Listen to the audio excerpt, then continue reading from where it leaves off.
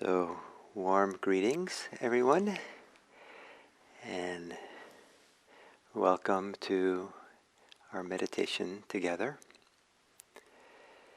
One of the great questions that some religious traditions ask is, or a practice that people take on, is the question, who am I?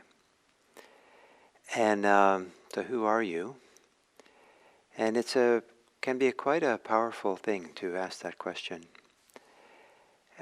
A different question that maybe comes closer to the teachings of the Buddha would be, who are you when you don't answer that question with thoughts? Who are you if you don't use thinking to answer? So what would respond to that question? And how thoroughly can you not apply ideas, thoughts, concepts? It's almost as if without thoughts, maybe there's something different than an answer. So that's the kind of the introduction to this meditation. So to take a meditation posture,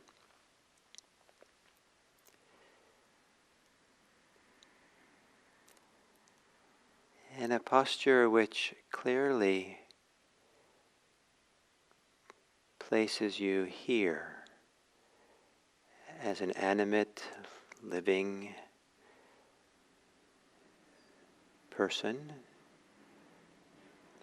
who is going to embody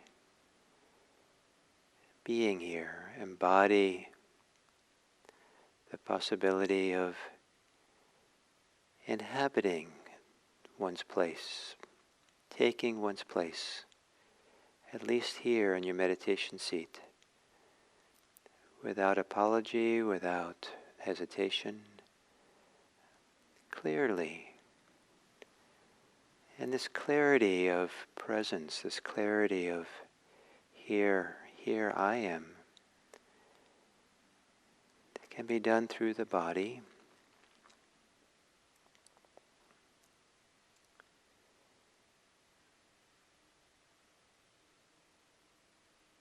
And perhaps supported by taking some clear, embodied breaths. The deeper breaths helps establish yourself here in this body at this time, at this place.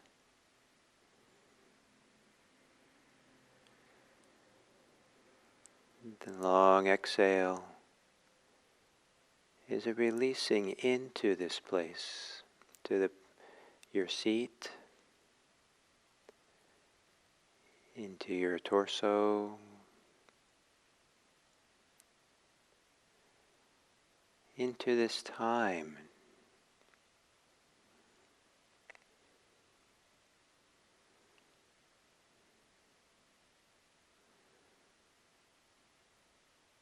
And then letting your breathing return to normal. To continue being aware of the rhythm and massage that breathing does throughout the torso.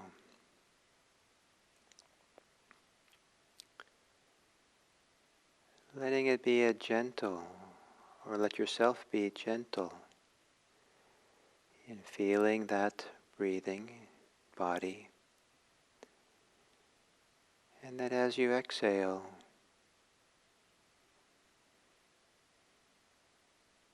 be accepting of how you're breathing. Whatever way you're breathing, surround it with acceptance, allowance. So it's okay for it to be the way it is. And your task is to receive it in the body, the sensations and feelings associated with breathing.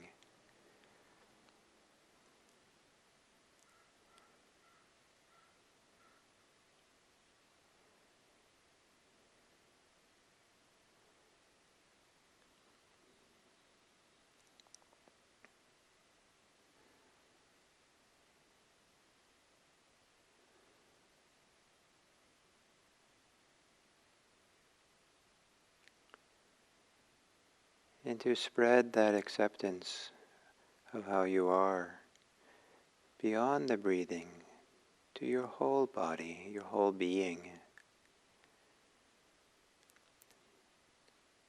Accepting does not mean approving of everything or believing that everything is just right. Accepting means to not be in conflict with anything, not resist or push away or have any hostility or shame or guilt about your present moment experience. Just a deep feeling, a deep offering is a gift. A deep feeling of okayness. To sit here breathing and being attentive in whatever way that works for you now.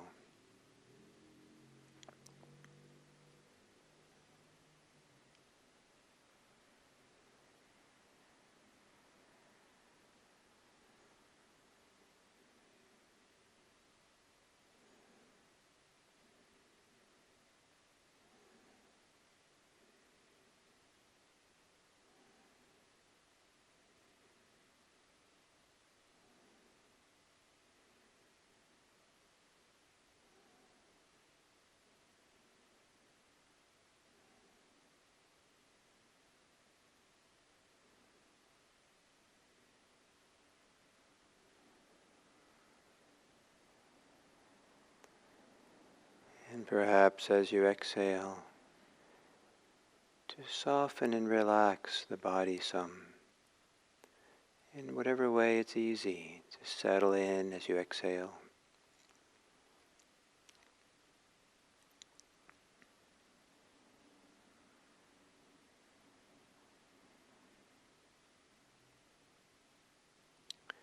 And to receive the inhale as if you have infinite time, all the time in the world, to breathe in.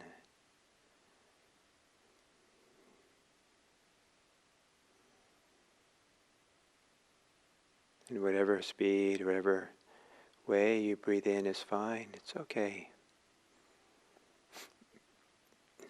Whatever way you breathe in is completely fine, even if it's uncomfortable parts of it. Great patience and openness to breathing in.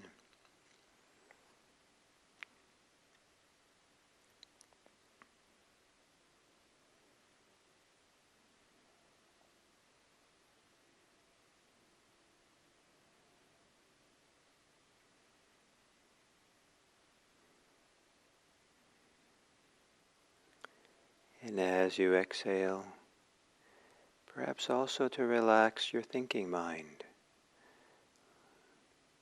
letting go of your thoughts, letting thinking recede to the background.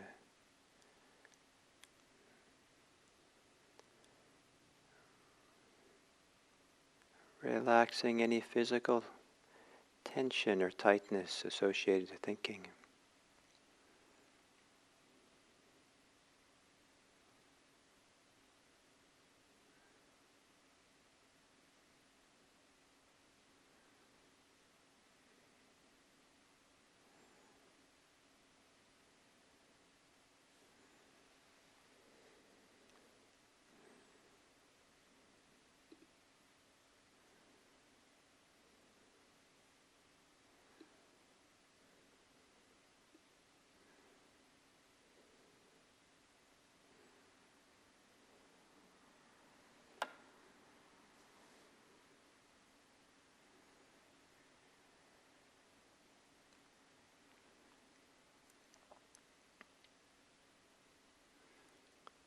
And perhaps relaxing, letting go into the end of the exhale, into that place between breathing out and breathing in.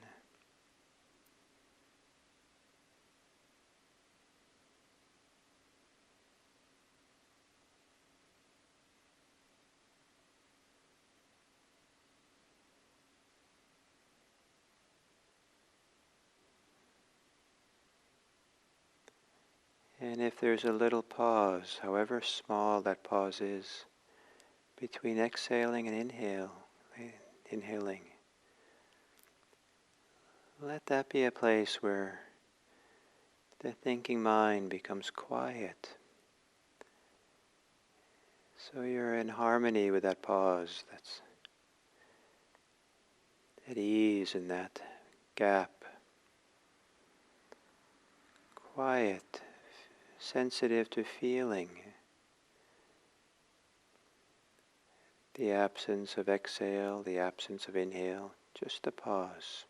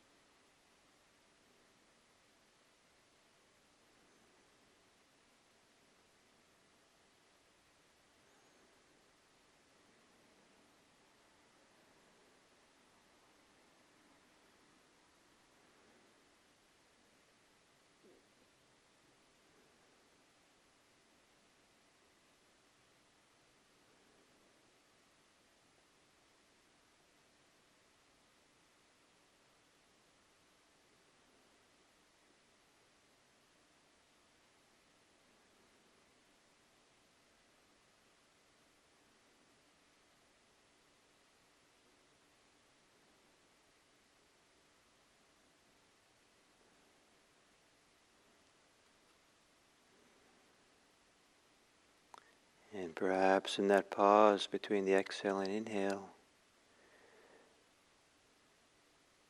you can ask yourself the question, who are you? When you don't use thoughts to answer the question. What responds inside of you? What is highlighted? What is allowed? What becomes okay?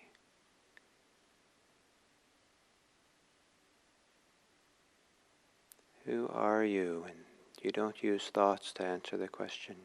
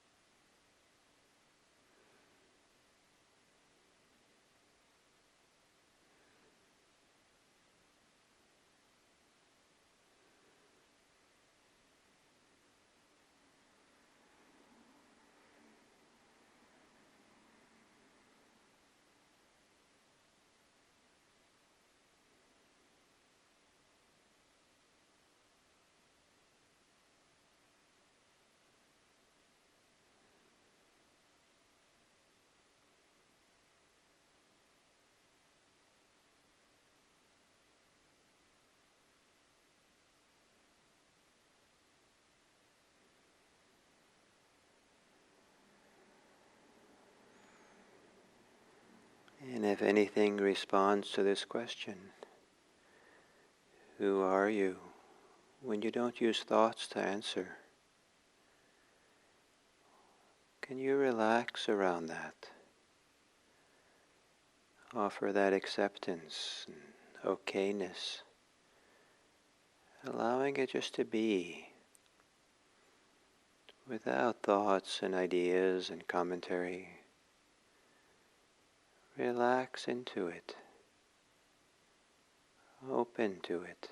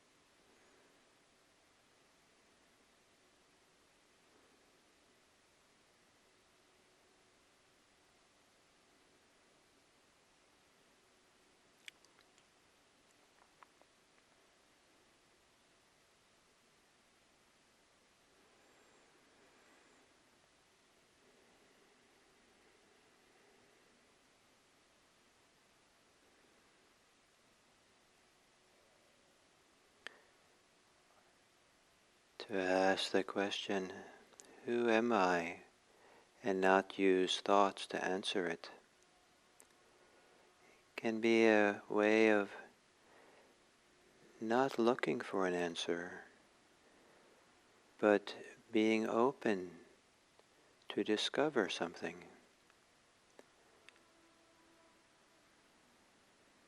And maybe it's in the openness to discover, the interest to find something new,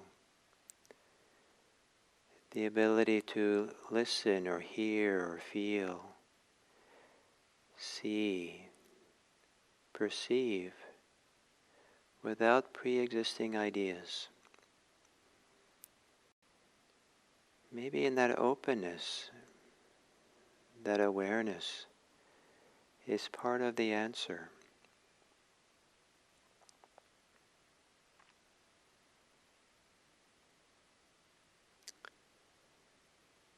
And what would it be like for you to have this openness, free from ideas, attentiveness, presence, in which to take in another person, to be in the presence of someone else,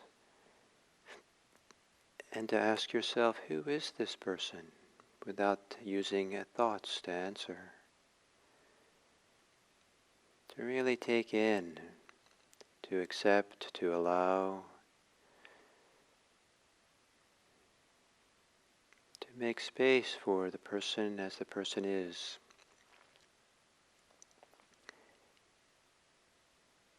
In your openness, in your curiosity, in your availability to perceive and take in and to know something new.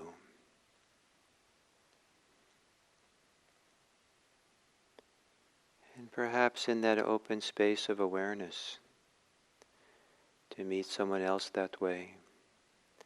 That's also the channel, conduit for your care, for your kindness, for your respect.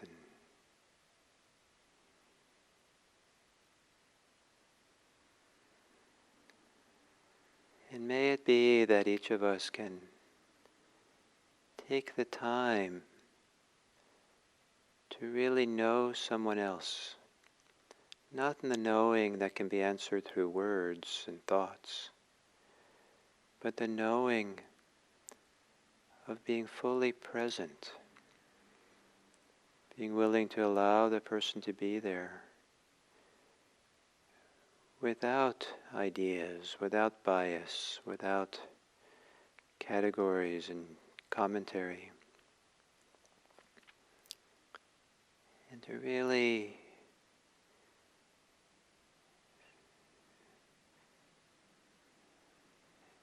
and maybe to have the heart receive the other. And may it be that through this practice we do, that we discover new ways to be with ourselves and new ways to be with others that are conducive to peace, respect, care, and kindness. May it be that we are a force of peace in this world, of love.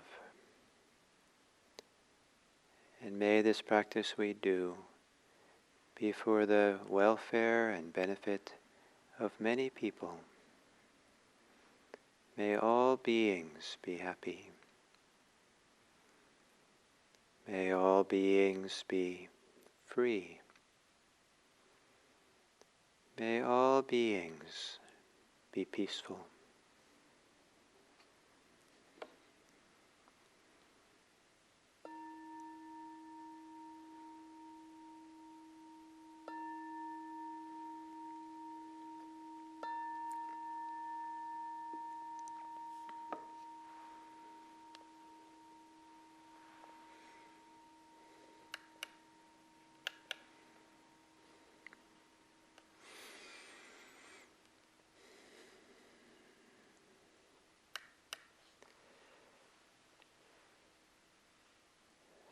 So this is a third talk on mindfulness of oneself. And so what are we mindful of in the self? And one of the things I talked about yesterday is we can be mindful, become aware of all the selfing that goes on, all the activities of constructing a self, asserting a self, defending a self, attaching to ideas of self, acquiring ideas of self. We acquire ideas of who we are, and in that sense kind of put on a coat or a clothes of self with those ideas. And there can be layers and layers of these coats that we wear of different selves. And some of it's done quite, I don't know if innocently or easily, or someone tells us something, like I was told in 7th grade by art teacher that I just casually, as I was drawing on my desk, that I had no artistic ability. And I didn't, there was no sting to that. There was no idea that I should have artistic ability. It just was a simple, ordinary fact of the universe, since it came from a teacher. And that became a coat that I wore. I'm a person who have no artistic ability. And it was held lightly, but I didn't know any better. And turned out I had some. When I went to college, I discovered it and took art classes and things. And so we have some experience in our life that is, maybe we do something that hurts someone, we make a mistake, and that becomes a coat that we wear, that now I am this kind of terrible person, and that one event then becomes this heavy coat that, we apply everywhere, we go everywhere with the idea I'm a terrible person, or someone raises us with lots of self-esteem and telling us how great we are. And so we put on this coat that I'm great. And then we end up as an adult in situations where work or school or something that is really tough for us, really hard, and maybe we fail or don't do it, we do poorly. And that challenges this idea of self-esteem, and suddenly we thought we were a certain way, but turns out maybe we're not the way we thought we were. And that coat was really heavy, and it's hard to take off, so we carry it around, hurting, being angry or something. And so this idea of selfing, we have these ideas and attachments to me, myself, and mine.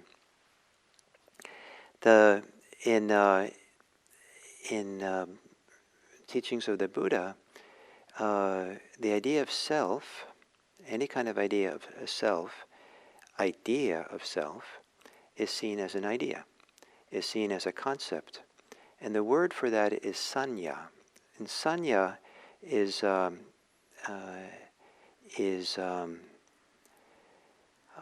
usually translated into English as perception. But perception in English suggests kind of a innocent, neutral, pure kind of taking in a sight, a sound, just as it is. But the sanya word implies not the taking in the sensory perception of it, but once there's a sensory perception, then there is a label, an idea, a concept of what that is. And sometimes it's accurate, sometimes it's not.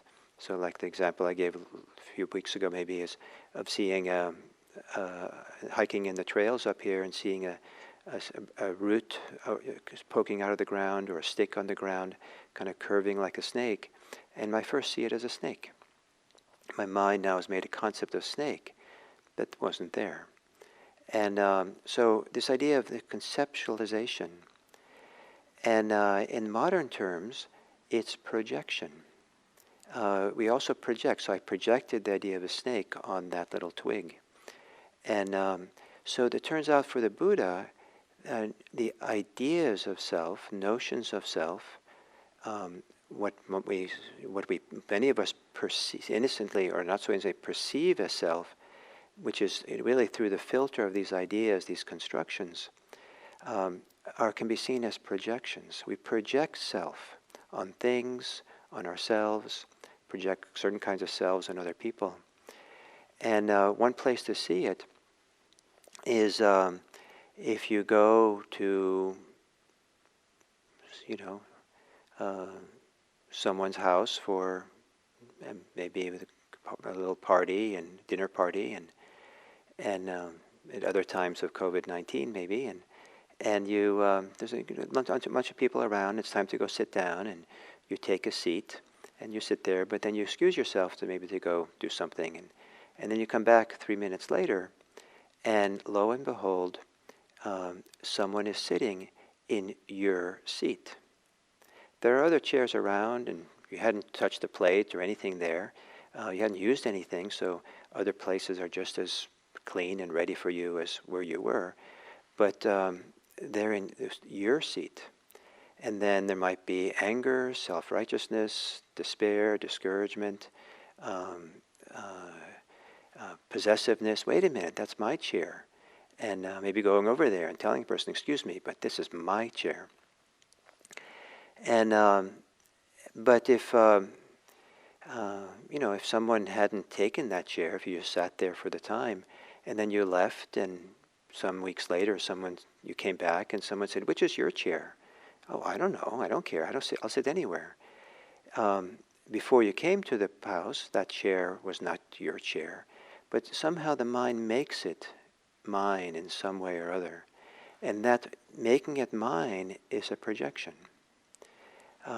If you took off your shoes before coming to the house, as you came into the entryway of the house, everyone took their shoes off, and then if everyone left with different shoes than they came with, the shoes wouldn't care.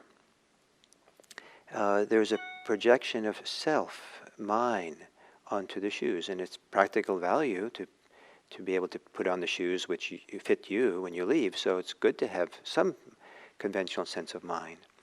But these are projections, and so if someone has a profession, like maybe a person's a plumber, and other people might see at the same party, that's a plumber, and so they're projecting plumberhood on that person, and so if something's clogged up in the sink in the kitchen, they go find the friend who's a plumber, because that's and that's innocent enough to have that. But some people project that on themselves, some profession, some role, some idea. They have to be this kind of person. And so in the teachings of the Buddha, the idea of self is considered, in modern terms, a projection. Sometimes he calls it an upside-down projection, topsy-turvy, some translators call it, idea, the idea of a self. Because it tends to limit people. It tends to be a magnet for all kinds of suffering, all kinds of stress, all kinds of other ideas, associations of what a self, a good self, a bad self is, how we should be. And so, I was told, that I had no artistic ability, and so I was now a person with no artistic ability in my mind, in my projection. But then I might have gone a little bit further in life, and maybe I went to a class where they said, of course everyone has artistic ability, and we want to celebrate everyone's artistic ability, but I've gotten this idea that I have none, and so suddenly my idea goes counter to how I'm supposed to be. A successful, good person is supposed to have artistic ability, and I know I don't because I was told. And now this gets more complicated, and now other selves get formed, other projections. Now I'm an inadequate self because I'm not fitting into the artistic ability thing that I'm supposed to have. And so now I'm projecting something. And these projections sometimes are acquired, internalized from what people say around us and treat us, and sometimes they're just born out of us. Like, for example, the chair, that's my chair. That we can get quite attached to that for a few moments, few minutes for the dinner. And so becoming more sensitive to the activity of selfing is one of the functions of mindfulness. In that sense, in some ways, in a more kind of basic way, the Buddha never really asked the question, who am I? what he asked is, well, he didn't ask literally, but more what his spirit of his instructions are, not discovering who you are, but to discover what you're doing. And sometimes for some of us, the question maybe more appropriately is, what in the world are you doing? What are we doing? What are the activity of the mind? What are the projections of the mind that we're involved in? And this is where meditation becomes very important, because as we meditate, we get calmer, quieter, more. And as we quiet down, we start seeing the activity of selfing more and more. We see the thought, we see the idea, we see the judgment, we see how a thought comes up and how we latch onto it, or hold it, or are troubled by it, or pushed around by it. So, for example, so as we get quieter and quieter, we can see more and more subtle, more and more basic and foundational projections of self that we've been living with. This is not a rejection of any kind of idea that there is a self, whatever that might be, especially if we don't have thoughts to answer the question. It's not a rejection of it. It's not a claim that there is no self, but it's a idea that a lot of what self is for people is an activity of the mind that projects and creates ideas and concepts and even feelings around this thing that we identify as self. So it's subtle. It can be more and more subtle. And subtle doesn't mean inconsequential. It's actually sometimes more consequential when you go down the layers to the places where we usually don't see. So if the activity, the agitation or activity level of the mind, it can be rated from 1 to 10. And mostly we're going around at a level of 10. Then there's layers in the mind. And so subtler things that are more active at a level of 3 are not seen because they're kind of covered over. It's like the agitated waves on top of a lake prevent us from seeing what's deeper down, where it's maybe there's a swirl of fish that are swirling around, or maybe there's an underwater current that's swirling around that you could see if you could look through the top of the lake, and you can see the grass underneath, the seaweed kind of moving. But then when even that gets quieter, then you see, in fact, that in between the grass there's little quiet slugs moving around very softly. So you start seeing more and more as things get quieter, you see the quieter things. So if selfing is an activity level number 3, you don't see it if you're busy in life in level 9, 1 to 10. But if your mind gets quiet enough that it gets to a level 2, then you see more clearly. Overall the mind's a 2, but you see kind of the movements of 3. You see how it's born, how it appears, how it goes. And to be able to watch the projections, the ideas, the concepts of self appear out of nothing, in a sense, that we were minding our own business and suddenly there's a thought that I'm X. And where did that come from? And is that true? And that's a thought. Who am I if I don't use that thought to say who I am? So part of what Buddhist practice is about is quieting down so we can see through and these projections of self, see what they are, see them clearly. Some of them are useful. Some of them are useful coats to put on for the circumstance. And so to start seeing them as being provisional, seeing them as being contextual, seeing them as something that we have choice about what we pick up and put down, is part of the freedom of Buddhism. And also part of the freedom is to put them down completely and to have an experience of ourselves of being free, being alive, being vital, being upright, maybe even a certain kind of strength, but without any projections of self, any associations on it, that makes things so much more complicated so quickly if we're attached to it, if we're caught in it. So, projections of self. So, I think that all of you are pretty wonderful. That's what I've seen. I've seen a lot of people over my lifetime, and as a teacher, I get to meet people in all kinds of ways. And it's a wonderfulness that you can discover for yourself if you can take off some of the projection coats that you've overlaid on top of your wonderfulness. Thank you.